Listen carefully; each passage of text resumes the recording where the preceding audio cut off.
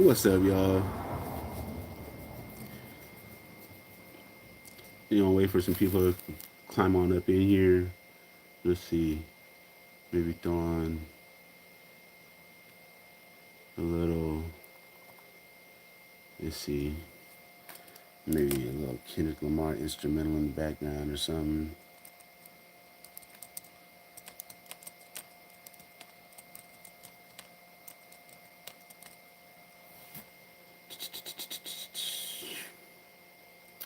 Not Like Us, TV off.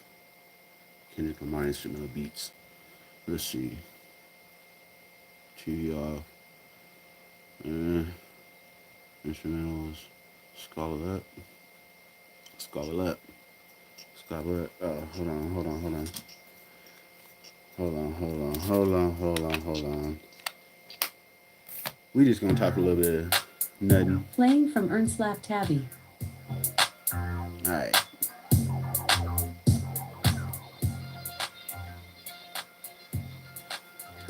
Alright. We just gonna talk a little bit of Raider stuff. It ain't nothing. Let's see. Is anybody else live right now? Ben was live 2 hours ago. We got Katie Hopper live right now. No, she uploaded. I'm sorry, 29 minutes ago.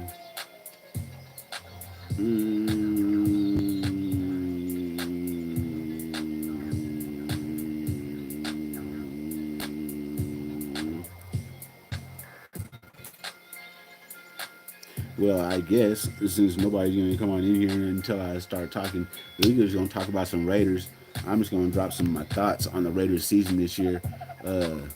So I do like the addition. I love the addition of the head coach. I mean, I absolutely love Pete Carroll as a head coach. I was one of the people saying, like, we should get Pete Carroll as a head coach. As soon as the rumors are coming out, I was one of the first people on it.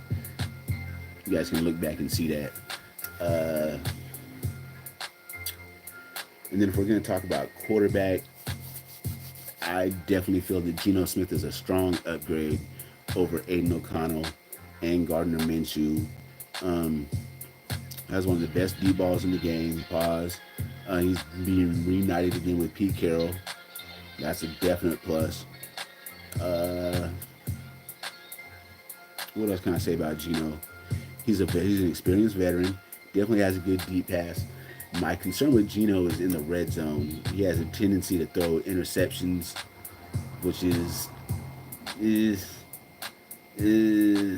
I don't know, but we should be strong with our running game and Ashton Genty, but that offensive line is just like, bro, come on, man. That offensive line pretty bad, yo, pretty bad. We're gonna talk about offense. We're going offense, so we can talk about running back. We're gonna quick thoughts on Ashton Genty. So coming out, that's definitely the guy I wanted. I wanted Ashton Genty from when I first seen him at Boise State. I thought he was a man. I was like, bro, if we can get this guy, we're in there. So then we go ahead and draft him, but we don't get any offensive line. And I do have a good homie, Nate. If you're watching, Nate, yeah, I'm gonna give you your props right now, bro. Because you did say we do need offensive line, but Genty is just one of those, bro. You don't pass up on that kind of talent. You just don't pass up on somebody like that. The wide receivers. So we got Dante Thornton Jr. and Jacoby Myers. Jacoby Myers is a great pass catcher. Drops hardly anything. Dante Thornton Jr. All reports coming out of camp is this kid is like supposed to be really, really good, and he's looking really good in camp. I think they gave him, he's slated in the starting spot. I just want to take a look at the depth chart, so I'm not trying to go off the top of my head. So we're gonna go Raiders depth chart 2025, and we're gonna take a good look at it. What are we seeing over here? Okay, we got Geno as a starting quarterback. Aiden O'Connell is number 2, and Cam Miller. Okay, good. I'm glad you took a good little look at this because I definitely see Geno. Geno's going to stick as a starter for sure. AOC, I don't think he's going to be around, honestly. I think Cam Miller is going to move up into that spot, that backup spot behind Geno. Aiden's going to end up sliding the third string, or he's probably just going to be gone. But if he's going to be gone, we're going to have to get another quarterback to take his place because it's just not wise to go into the season with only two quarterbacks. So you're going to have to do something there. We got the end of training camp coming up on a lot of good players are going to get cut. We'll probably be able to pick up a decent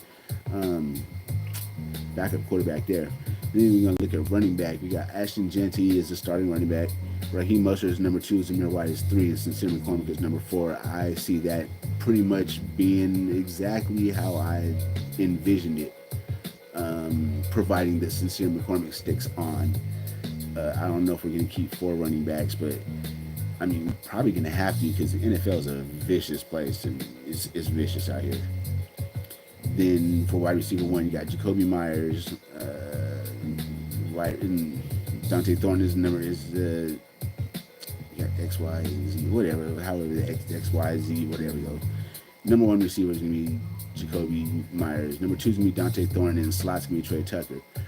So backing up Jacoby Myers is going to be Jack Besh, Tommy Malott already, huh? And Justin Shorter. I don't even know who this guy is, but we shall see, huh? And on the opposite side, backing up Dante Thornton, you've got Colin Johnson, Marquez Callaway, and Keytron Jackson Jr. It's crazy. I don't know any of these 3 guys, bro. So I can't comment anything on any of them. I think I've heard the name Marquez Callaway. I haven't even heard of Colin Johnson or Keytron Jackson Jr. I didn't really do my research because, yeah. And then for the slot receiver, you got behind Trey Tucker, you got Alex Blackman. Philip Dorsett is back with the team, and Shedrick Jackson. Shedrick Jackson, I think that's Shedrick Jackson Jr. or one of these guys, Shedrick Jackson or Keytron Jackson Jr. is the nephew of Bo Jackson.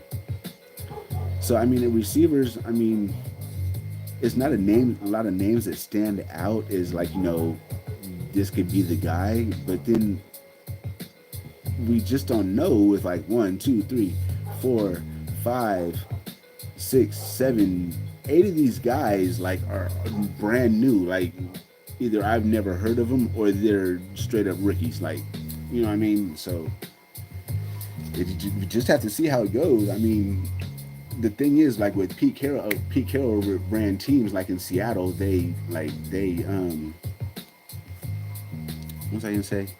They built their teams from scratch, like through the draft. You know what I mean? They didn't really do a lot of free agents, maybe a free agent here and there. But if you really remember the Legion of Boom in Seattle, there was a lot. Most of them guys were through the draft. And then the tight end, of course, you got Brock Bowers, backed up by Michael Mayer, Ian Thomas, and Kadir Ismail. I don't know anything about Kadir Ismail or Ian Thomas, but I do know about Michael Mayer and Brock Bowers. And if Michael Mayer comes around to anything he was like in Notre Dame, we're going to have a nasty 1-2 combo at tight end, no lie. And Brock Bowers, we know what Brock Bowers is. No need to go into further discussion about that. Colton Miller, if he returns to form, we're straight over there at left tackle. Left guard, Dylan Parham, we have slated to be the starter. It's just that I seen Dylan Parham get thrown into a quarterback and it was crazy. And I'm just like, it's just hard for me to get behind him. But I'm not going to say he can't redeem himself. He can bring himself back, but bro, after what I said, this is crazy. Yeah, that was wild. You guys know that was wild. So I'm sorry, go back to the left tackle. We got Colton Miller backed up by Charles Grant, who's a rookie, and Dalton Wagner. Don't know anything about Dalton Wagner, but I'm pretty Charles Grant is a rookie. Then we just got I want to say he's from the SEC school, if I'm not mistaken. Maybe somewhere down south. Anyway, so Dylan Parham is going to be backed up by Caleb Rogers and Gottlieb Yedze, I don't know. And then Antonio Mafi, yeah. Center, we got Jackson Powers Johnson slated at 2 positions right now. I don't understand what is going on here. So you got Jackson Powers Johnson slated at center and at right guard. But isn't there a competition over there with the fucking other dude, Jordan Meredith? Jordan Meredith is not anywhere on this depth chart, which is crazy. I don't see Jordan Meredith anywhere. If you guys don't believe me, go look at the depth chart on ESPN. Look at the Raiders depth chart. You have Jackson Powers Johnson at center, Jackson Powers Johnson at right guard, and nobody, I mean, what's it called? Jordan Meredith is nowhere to be seen. Did we trade him today or something? What's going on? Do we put him on IR? This is odd. I'm just seeing this is crazy. And then you got Jackson Powers Johnson at questionable, and Alex Kappa backing him up second string at guard. He's questionable too. Then Hufford and Lucky Tasi are the backups at guard. Over here at center, backing up Jackson Powers Johnson, you got Will Putnam. I don't know anything about the guy. I'm sorry. Maybe it's my lack of doing research this season, or it's just that we just don't know anything about these guys, bro. If you're just joining us, we're just running through the depth chart real quick. I'm just giving my thoughts on the starters, the backups, the current backups, and what we got going on. Left defensive end, we got of course the star of the team, Max Crosby, Mr. All Pro, backed up by Tyree. I'm saying a little something if they got him. Maybe he just has that spot because of his draft position, but let's hope that he has that spot because he's earned it. You know what I'm saying?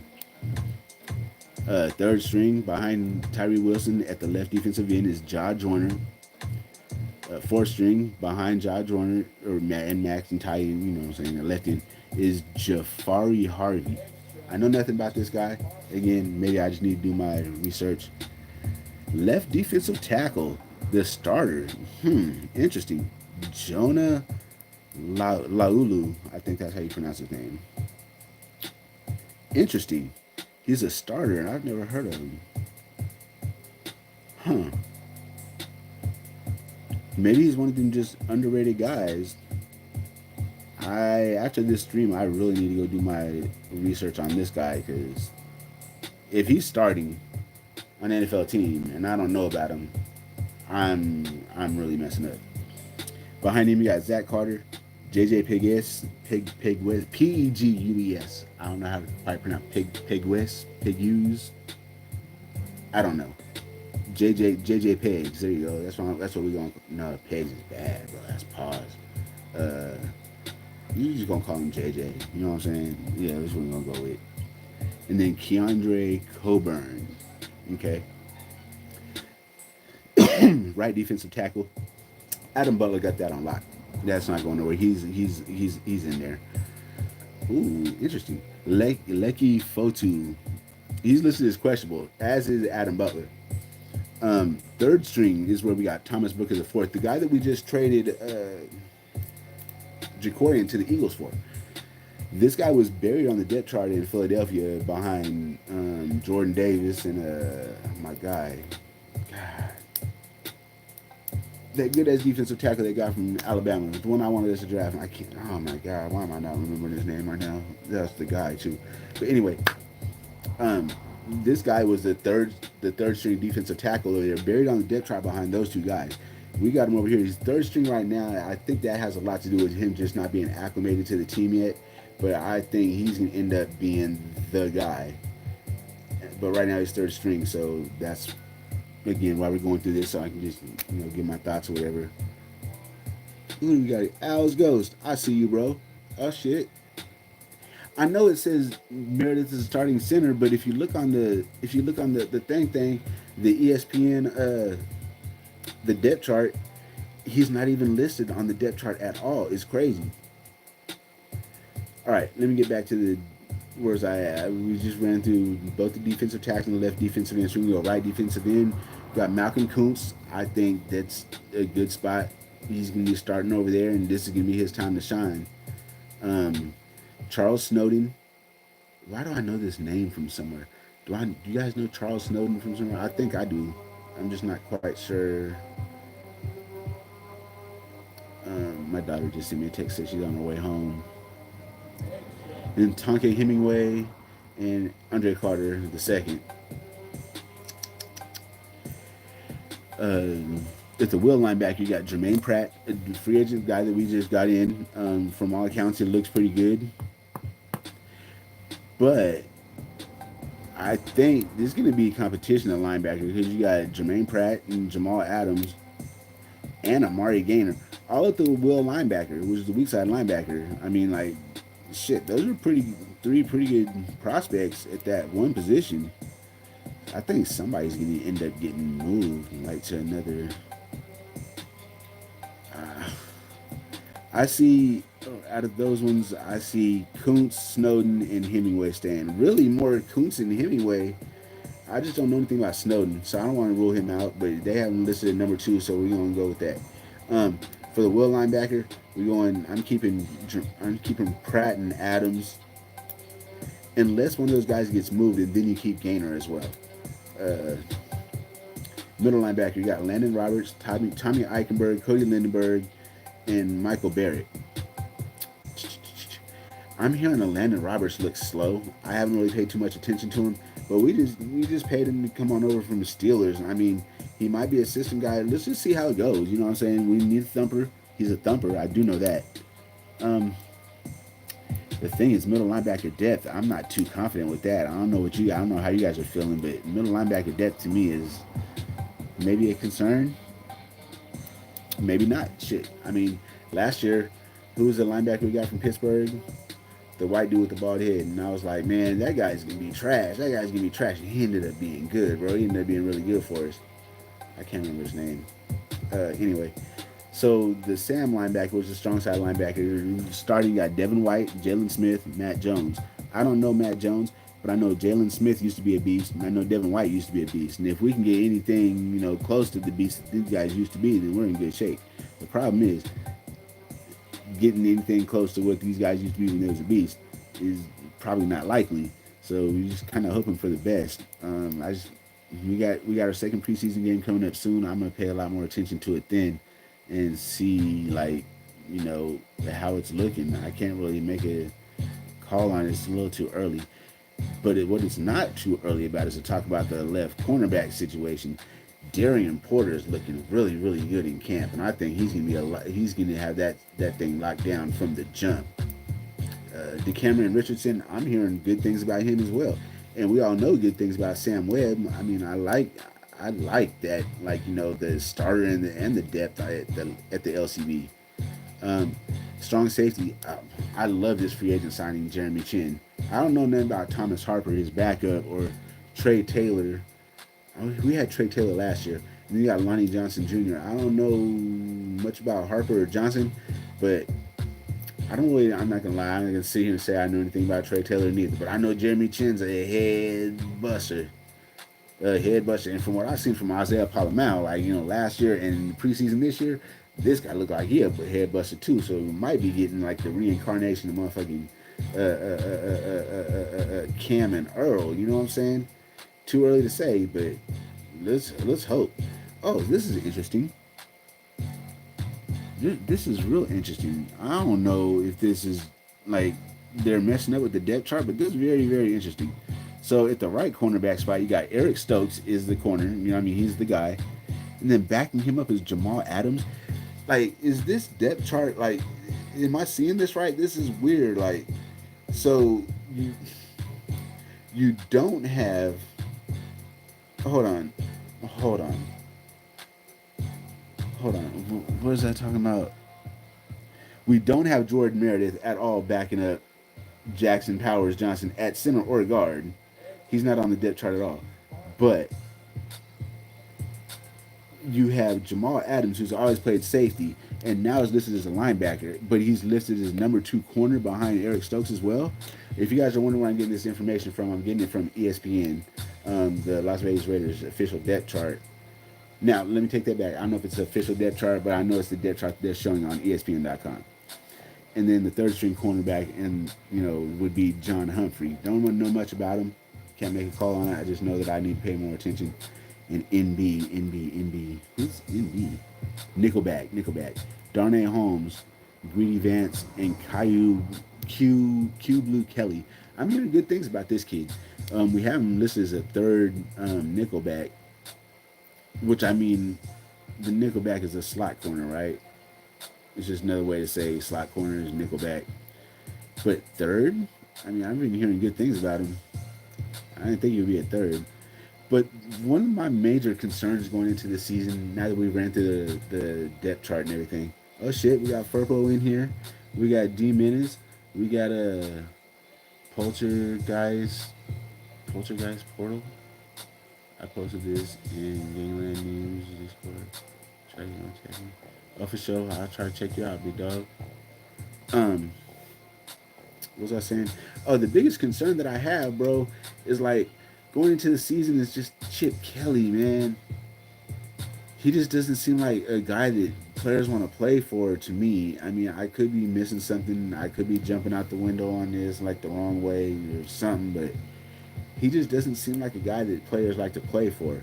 And while his offense might be exciting and everything, like this is the NFL and these are grown men. Like if you can't make these guys want to play for you, then they're not going to give you their 100%. Why is Kansas City so successful? So successful because Andy Reid is like the dream of a coach. You know what I'm saying? He's not going to play the bullshit, but he's also like he's gonna like he's gonna do the dinners with the he's gonna do the family dinners and stuff, and he's gonna know your wife's name, your mom's name, probably even know your brother's name if you come to the games. He's gonna know your kids' names, that type of shit. That's the type of coaches that are successful. I mean, I'm not just saying just because like you're friendly with your players and stuff that you're going to be successful, but like that's an element that goes into being a successful coach. I believe Pete Carroll has that factor. Um, I don't know if God, why am I drawing a blank? Our defensive coordinator, Patrick Graham. I don't know if he has that factor where he's like cool with his players like that and everything. But I do know Pete Carroll is. I'm not sure about Chip Kelly, but just I don't know. I feel a lot of different vibes going into this season than I have about the Raiders in a long time. I mean, as you can see, I'm back wearing my Raiders stuff again. Of course, I have an old Raiders jersey. I don't have one from this year because it's just like I don't want to jump out the window and buy another Raider jersey and then the player be gone again. Because like I'm not one of the guys that buy. You guys know that I'm a Derek Carr #1 fan, right? I don't have a Derek Carr jersey. The jersey that I bought was like a Carl Joseph and John Abram and shit like that, and Marquette King. You know what I mean? So like these players leave, and I still got the jersey. Just whatever. But yeah, just a real quick run through the Raiders depth chart, and just to be on here live and get me used to the camera again, because I haven't been doing this in a long time. It's probably been about a year or two since I've actually done a live stream on my own, like not being on somebody else's and like really carrying the show on my own. Yeah, the standouts to me about this depth chart is that Jordan Meredith is not on this depth chart. It's got to be a typo, like a accident that they left him off or something. And I'm confused as to why Jamal Adams is the second corner listed behind Eric Stokes at right corner. Maybe when the next depth chart comes out, they'll address these things and the picture will become more clear. But as of right now, it just comes off really strange to me. And I just want to tap in with you guys and just say what's going on and everything. And we're going to see how things go. And I'm going to really, really try to start doing a lot more live streams and things, and bring you guys better information. Maybe on my next one, things will go a little bit smoother. This didn't go so bad, but maybe next one go a little bit smoother. I'm just a little rusty. I ain't been on here in a long time. I need to get some graphics together and everything. I'm gonna run it through my StreamYard. This is just straight through YouTube, so it's gonna be a little kind of bland. And I got the little normal backdrop, my curtains and things. You know what I'm saying? So it just looks a little different. But yeah, we gonna get some things going, and we gonna see what's good, how things go. I'm glad for my people that stay with me, my folks, stay holding me down. Like I said, I don't care how many subscribers I really got. I do. I'm not gonna lie. It would be nice if I had thousands of subscribers and I could get paid to this, and I'd be super motivated to want to come on here and do this shit all the time. You know what I'm saying? But I don't. I got a little bit, but the ones that been with me, the ones that's rock with me, is because y'all been with me, bro. You know what I'm saying? I do got some new ones too, and thank you for the new ones for coming. You know what I'm saying? But for the old ones, man, you guys have been with me through the ups. We done had some downs, you know what I'm saying? We done had some all around. You didn't see me act crazy. You didn't see me be lazy. You didn't see me say maybe. You know what I'm saying? I didn't even smoke some silver hazy. You know what I'm saying? But anyway, you guys through all that, you guys have been here with me, and I sure appreciate it. And I'm gonna be a better earn. You know what I'm saying? I'm gonna start bringing out some better content, more consistent things. But in the meantime, I do got some funnies on my page. Y'all should go check them out in the meantime. And with that, I'm about to go ahead and tap on up out of here. And I got some more information for y'all. I'm time to go ahead and tap that live button. Until then, y'all have a great night, man. Appreciate y'all.